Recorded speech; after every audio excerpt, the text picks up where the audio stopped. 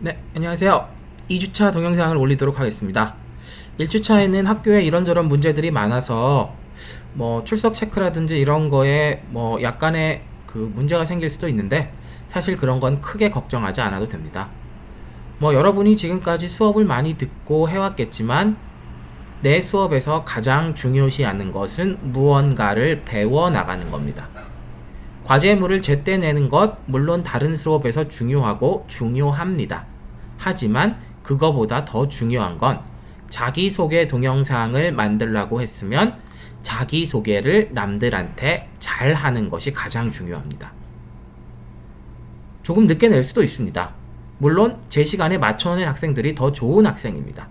하지만 자기소개라는 것은 여러분이 대학에 들어올 때도 했고 입사할 때도 했고 앞으로도 계속 해야 되는 것입니다.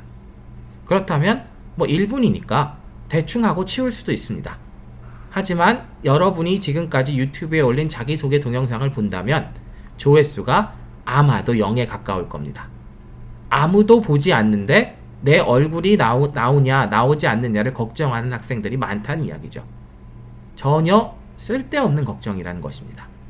누군가 봐야 얼굴이 나오든지 안 나오든지가 중요해질 텐데 보지도 않는 콘텐츠에서 얼굴이 나오나 안 나오나를 먼저 걱정하고 있다면 무엇이 중요한지를 잘 모르고 있다는 이야기입니다. 그래서 1주차에 자기소개 동영상을 찍은 학생들도 있고 아니면 푸드트럭에 방문한 학생들도 있을 것입니다. 2주차의 과제는 달라집니다. 내가 곧 링크를 U클래스에 올리겠지만 2주차에 할 일은 한국콘텐츠진흥원에 가서 2020년 아이디어 융합 팩토리 창작자 모집 크리에이터 랩에 지원을 해보던지 아니면 지원서를 대략이나마 써보는 것입니다. 아마 3월 31일까지가 지원 기간인데 시간이 짧습니다. 그리고 나는 이렇게 짧은 시간을 가지고 지원한 여러분들이 그곳에 입상할 것이라고 생각하지 않습니다. 보통 이런 콘텐츠 진흥 사업은 여러분 자체의 유튜브 채널을 올리라고 합니다. 그리고 여러분이 지금까지 유튜브를 했다면 모를까, 하지 않았다면 거기에 자기소개 채널이 유일할 테니 그 채널을 근거로 여기서 수상을 할 확률은 그리 높지 않습니다. 작년에는 여러분의 선배들이 푸드트럭을 통한 창업 과정 경험 공유 콘텐츠로 예선 통과를 해서 서울에 가서 본선에서 인터뷰를 보고 온 적이 있습니다.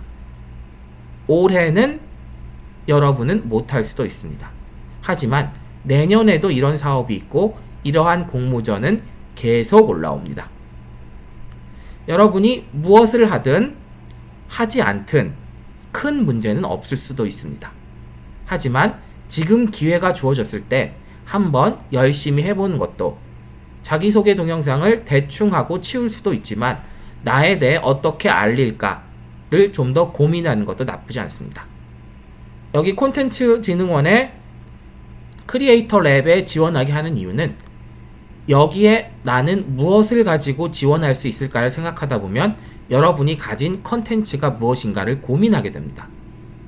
나는 남들한테 자랑할 만한 컨텐츠가 하나도 없구나 라고 인식하는 것이 어쩌면 본인만의 콘텐츠를 만드는 첫 걸음이기 때문입니다. 여러분이 여기에 지원을 하면 좋습니다. 아니면 지원을 하지 않아도 좋습니다. 이번 주차의 과제는 어쨌든 뻔한 보고서가 아닌 이러한 공모전에 쓸 공모전 지원서를 한 번이라도 써서 과제물로 올리는 겁니다. 어떤 사람은 열심히 해서 공모전에 진짜 낼 수도 있고 어떤 사람은 이거 뭐야 대충 해가지고 써서 낼 수도 있습니다. 그 어떤 것이든 사실 중요하지 않습니다. 무언가 한번 시작해봤다는 것이 중요하고 여러분에게 내가 원하는 것은 내가 가진 컨텐츠가 무엇인지 고민하는 것입니다. 1주차에 푸드트럭에 간 학생들은 2주차에 이것을 해야 됩니다. 시간 때문에 아니면 그냥 편리해서 자기소개하기 싫어서 푸드트럭에 가는 걸 선택했을 수도 있습니다. 그렇다면 거기서 창업에 대한 그러한 고민을 조금이나마 했기를 바랍니다. 콘텐츠진흥원에서 지원하는 사업은 콘텐츠를 가지고 창업을 하는 사람들을 지원하는 사업입니다. 여러분이 어떤 콘텐츠로 창업을 할 수 있든 큰 상관은 없습니다. 하지만 한 번이라도 지금 시간이 있을 때 생각해 보는 것을 권장하고자 2주차 과제는 이 과제를 내주겠습니다.